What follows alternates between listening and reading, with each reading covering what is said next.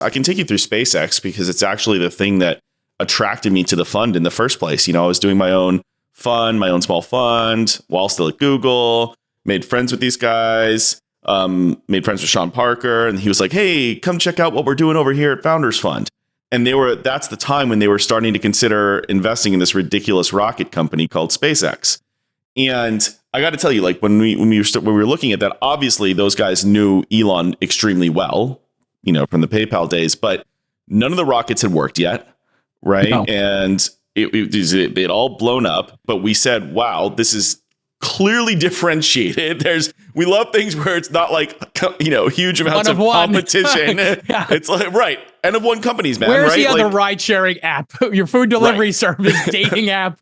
No, there's one rocket company. This is an N of one company. And so as a venture capitalist, as a true venture capitalist, you love those because the upside is just unlimited. Right. Like, yeah, it's harder to get the conviction and it's harder to make the bet.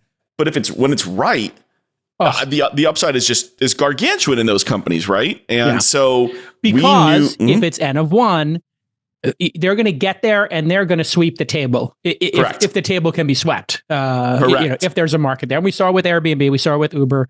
We've seen it with SpaceX. Yeah, absolutely. And so that was an example of like, wow, we know how good this founder is. The market yet does not know how good this founder is. Turns out to be the greatest founder in the history of the world, right? Like, apparently. Number one or maybe number two. If we're just going performance.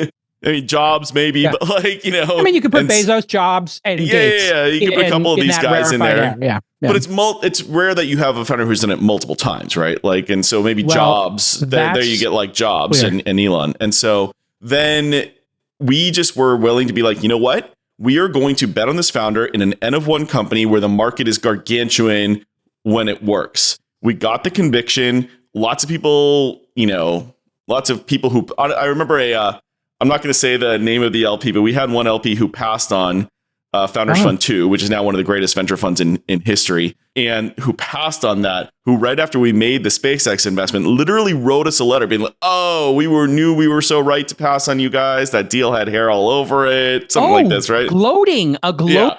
Gloating about passing on us, right? What? And so, seriously, we have it framed. I mean, where is I just have to pause for a second here of how deranged that is.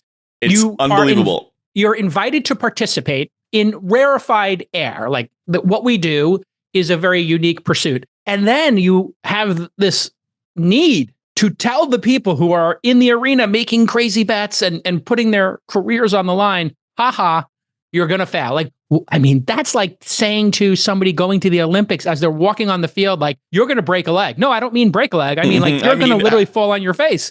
Like, what is the upside? There's no upside. And me and you have learned to not take bets when there's no upside. Right. And so they hadn't learned that yet. I don't think that they currently have jobs. Right. And we are still here. I've known you now for, those 17 years. Right. And we're still here doing this. Right. And so because we don't do that, you are exactly right. There's no upside in doing something like that. They did it. And Founders Fund 2 is one of the greatest funds in the history of venture capital.